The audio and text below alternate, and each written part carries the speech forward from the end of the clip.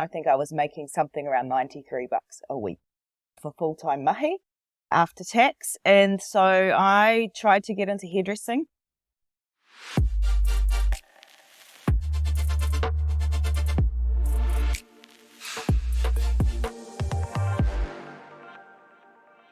No more haere mai te iwi, and warm welcome to Roots to Ryze, the podcast where we take you on a journey of growth, a journey through the eyes of our guests, starting off with their first paying job role to where they've grown to now, a growth journey of everyday people like you and me. Today I'm joined by Sara, he mama, he kaiwhakahaere, he wahine toa, a mother, a business entrepreneur and a champion. Welcome to Roots to Ryze, Sara. Kia ora, Nick. Thanks for having me. So we just want to jump straight into it. Take us back, Sara, to your first job, your first paying role. Paint us a bit of a picture on that job. So I am one of 6 kids and I inherited a paper round from my older brother. My whānau held that paper round in Ōhaupo for probably 10 years and that was my first paying gig, taking over the paper round from my brother when he went to high school. I was really jealous of my mate who had that paper round around my area. I still remember how much he got paid. I believe it was $15 a week. That you're obviously younger than I am. It was much less in my day. He could have been lying to me. He could have been like, yeah, because I thought $15 a week, that's a lot of money for a 6 or 7-year-old at the time, I think he was. And I just wanted his job. I really wanted it. I went on paper rounds with him. He used to get like chocolates from the old pensioner ladies as well. Yes, also got some chocolates. I think I did it for the chocolates, if I'm fair. So I'm the daughter of a Dutch accountant. My pay went straight into a bank account. If I wanted to buy something, I had to make a business case. I didn't do it for the money. It was all about the chocolate. And all the money went into the bank account and you literally had to do a presentation as to why you wanted to spend that money. So I didn't buy lollies with my paper run money. I bought like one of those big radio things with tape decks and the first CD player of my life. And I bought a new bike because we had one of those old Dutch ones that we imported from Holland and I wanted one with like beads and stuff. So those are the 2 things I remember doing business cases for and being successful in, but there you go. Wow. Okay, so it was yourself and your brother, or was just yourself doing that paper round, or was it like the whole whānau doing it? My oldest brother had it first, then my second brother had it, and then I inherited it, and my sister took it over after me, I think. Family business. That's the one. All right. Little paper round, Sara. Mm-hmm. So what are you doing now? I run my own company. It's called Ramaroa Limited. Mm-hmm. I set it up last year, and I'm helping to coordinate and facilitate business courses, including business accelerators to start up. So it's real exciting stuff. I get to work with amazing founders and help them to pursue their dreams for their own businesses. So like, what was the journey from going from handing out newspapers, and give us a bit of a journey going through to working with entrepreneurs and founders and stuff like that? Yeah, look, I started out a checkout chick at Pack and Save. I did that for years and it didn't pay very well, something below the $3 for youth rates per hour. And I was trying to live off that money. So it wasn't like pocket money while I was at home. It was like I was trying to survive on that. I think I was making something around $93 a week for full-time mahi after tax. And so I tried to get into hairdressing. I'm really good at the chatty bit and I'm really stink at the hairdressing bit. And also I just was not a good fit for salons. Or I'm also I've got a lot of brothers and I guess I'm more comfortable in less refined spaces. And I found the salon to be real catty and really challenging experience from a team experience. So it didn't last long there. I was back at the slave, as we used to call it, doing some more time on the checkouts. And then I became a mama. I was 17 and my sweetheart and I had our first baby then. And then from there we had another baby in close succession. So I was home with small people for a while. Yep. That's probably the most challenging job I've ever had, Nick, was trying to be a mama to 2 kids at 18, 19. I wasn't very good at that either. So I outsourced a lot of that to daycare and I went off to uni. So I'd figured out that I couldn't make enough money at the supermarket or hairdressing.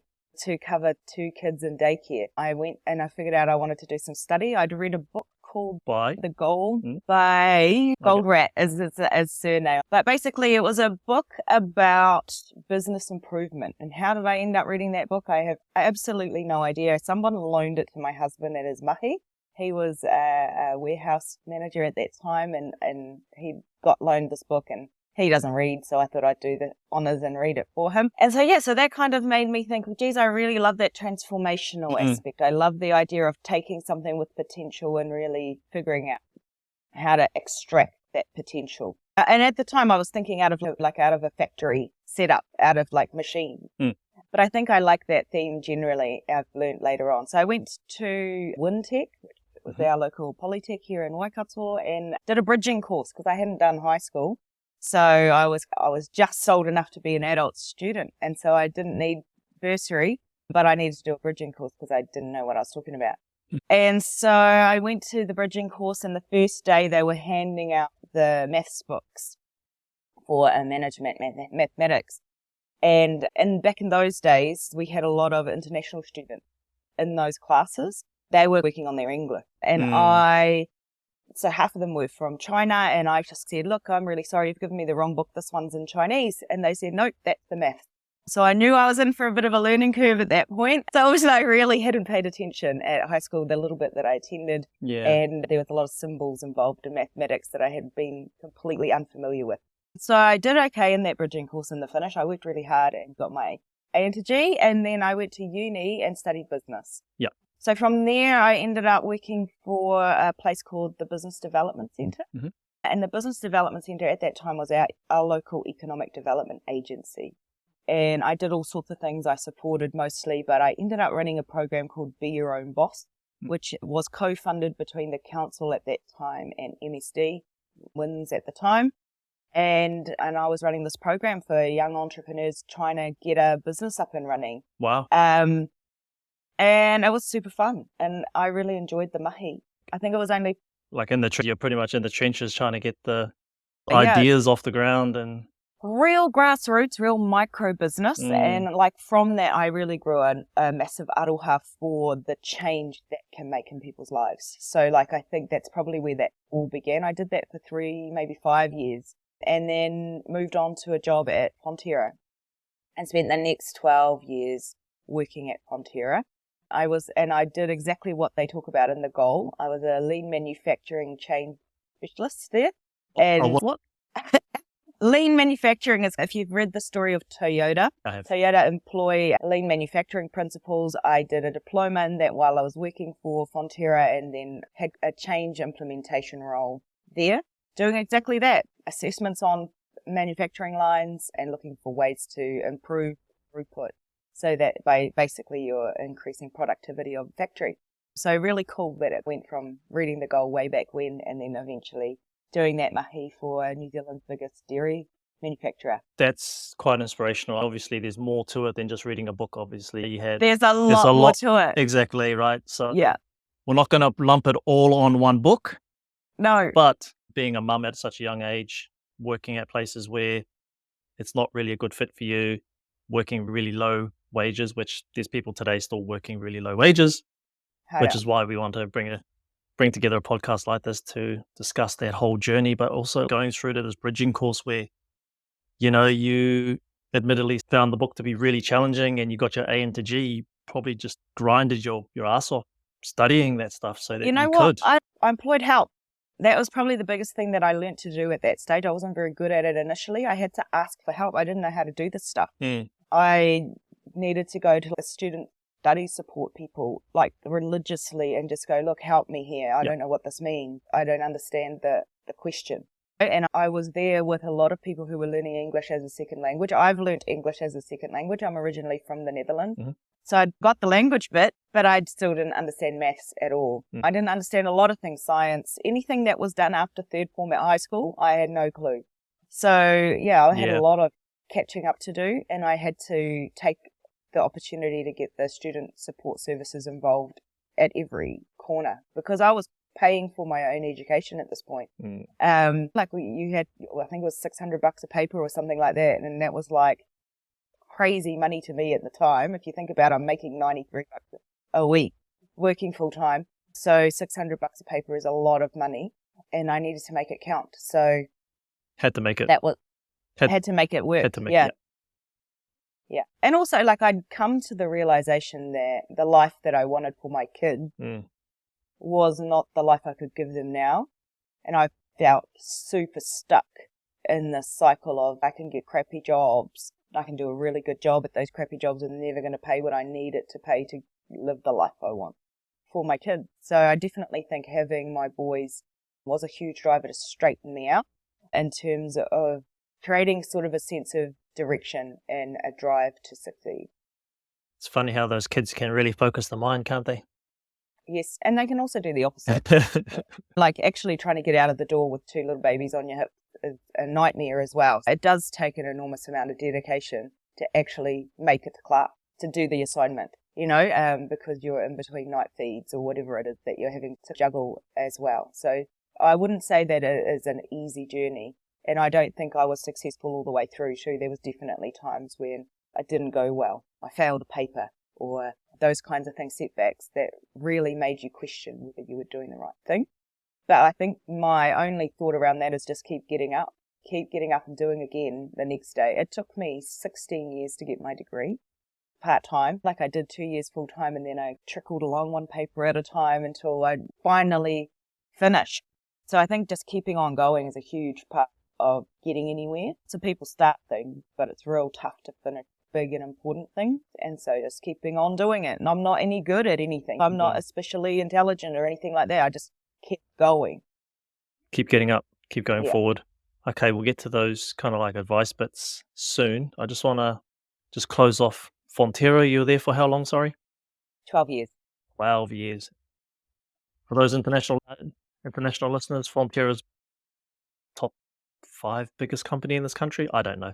Something like that. It definitely is. It's ginormous. It exports 97% of everything it makes, so it makes a lot of dairy products. Yep. But I learned a lot in my time at Fonterra. I finished up being the process manager at the biggest butter factory, which is the Te Awamutu butter. So that was my last role there just after I had our twins, which are our second batch of kids. And from there actually went into working with Māori businesses through Te Wānanga o Aotearoa, which is how I've ended up where I am now. So yeah, Te Wānanga o Aotearoa, an establishment here in Aotearoa, huge university. I've done courses through Te Wānanga o Aotearoa. Everyone thinks it's just a Reo Māori course. It's not. There's many different courses you can do through there. And there was a transition period from Fonterra into that. What roles specifically were you doing within that kind of cohort within Te Wānanga o Aotearoa? So I came in to run a new whare they had set up called Te Ahi Kōmako. Te Ahi Kōmako was basically a centre for Māori entrepreneurship and innovation.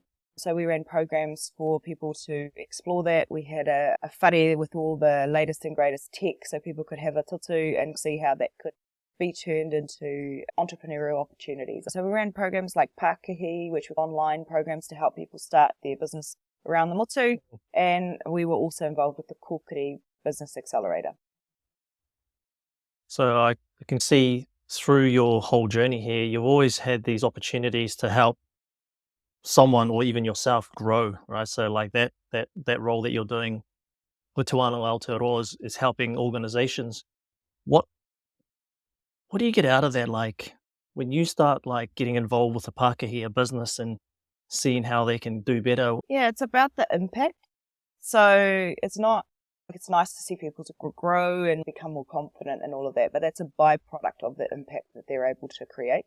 So if you take someone who's on $26,000 a year income and you help them kick off a side hustle selling their wares at the markets and that makes them $2,600 this year, that's a 10% increase in their whānau income. And that can actually be a massive difference. So, I think we hear a lot and governments like to invest in large scale things, but actually a multitude of small scale changes and opportunities will be, I believe, what actually catalyzes real change.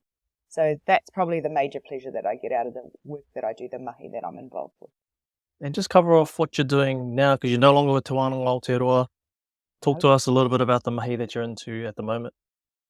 Yeah, so I set up a small company, and basically with the intention to carry on that work in terms of Māori acceleration. For context, 0.01% of all of the participants in New Zealand's accelerator programs in 2017 were Māori, and there's 17% Māori in the New Zealand demographic. So it's a pitiful showing. And basically, my whole driver is to ensure there's Māori participation, Indigenous participation in the startup ecosystem here in Aotearoa. And that's why I set up this little company. And so we've just recently been successful in working together with Tapu Wairoa and Sprout, with support from Callaghan Innovation, to start a new kaupapa Māori business accelerator called Tupu. Applications are open. If anyone's listening and interested, go and check it out. tupu.org is the website. And so that's new. And then also doing some other work still in the same space, helping people to start their own businesses, exploring ideation, and having a look at what tino rangatiratanga or self-determination can do for them. Wow. Okay. So just to round it off, Sara, somebody out there is going to be working at a job, okay, getting paid minimum wage. Someone out there is going to be listening to this going, I really am interested in business. I don't know what, don't even know what continuous improvement is or what any of that stuff is, but what are some kind of nuggets, or what is like a few bits of words of advice that you can give someone that's or maybe they're stuck. Maybe they're stuck in a job that they hate. I hear a lot about that recently, and they want to do something more. They want to grow. They want to provide more for their families and all those sorts of things. What are some kind of words of wisdom you got for them? Yeah, you don't work 24 hours a day, 7 days a week. More than likely you don't. And so carve out some time to do some small version of something you do. That would be my thing. Do what you can with what you have where you are. If you're not utilising every resource you have to its absolute maximum of its potential, then you're not trying hard enough. And so I put the responsibility back on the individual, not because I'm harsh or uncaring or don't recognise the difficulties in their scenarios, but because no one's coming to save you. No one's coming to the rescue. No, you have to save yourself. So I talk about it like, you think about your cell phone, you think about all the things it can do, and how much of a percentage of that are you utilising? And so use more of it. Figure out more of it. Apply more of it. The same thing in your home, the resources that you have access to. If you don't like your job at the supermarket, then do you have access to a lawnmower? Can you start doing a lawn mowing round? Can you find 3 lawns to mow? You might be able to do that on your day off, and you might be able to generate an extra $100 a week. 1, it gives you extra income. 2, it gives you another source of revenue, so that you're not 100% reliant on this job at the supermarket that sucks. It's those kinds of things. It's what can you do with what you do have. Maybe you can't mow lawns. Maybe you're not fit enough to do that. But maybe you can make fry bread. Maybe you can, bake muffins, or you have another talent that you can access and lean into. Maybe you can sing and get a busker's license and go do that. Everyone has got something that they can add value through. And if you're sitting at home complaining, you're probably not out there adding value through your special talent. So that would be my advice, is use what you can. Use what you can. Utilize all the resources that you've got to your disposal. Yeah. Get off your ass. I know it's easy. It's very easy. Yeah, I think it's more like this. It's like, it's okay. Think about the fact that life's not fair. No one's coming to save you. And I think the new government in Aotearoa is evidence of that to most people. And so my thoughts are, don't wait for the government to change. Don't wait for the government to come to their senses and come and provide you with all the things that you need to have a good life. Go out and create a good life to the best of your ability with the resources you do have access to. Ask for help, because the government's not the only one that can help. And there's a lot of people out there that want to see others do well. Mm-hmm. And I've definitely been the beneficiary of an enormous amount of people who have helped me along the way to get to where I am now. Kapai. I feel like that ask for help is a big one.